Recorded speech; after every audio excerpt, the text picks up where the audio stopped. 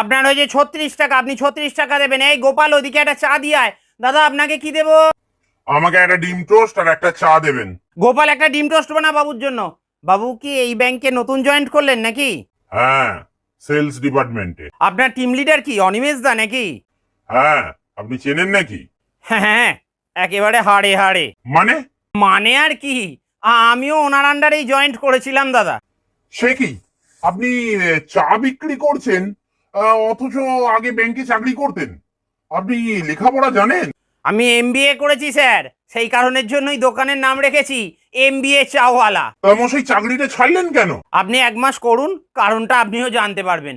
মাসে 10,000 টাকার জন্য মাসি উদ্ধার করিয়েছি, আর এখন এই চা টোস্ট বেচে না প্রতি মাসে 30,000 টাকা কামাই। আপনাকে কত দেবে বলেছে? আমাকে তো বললো মাসে 9,000 দেবে, তাও টার্গেট পূরণ হলে।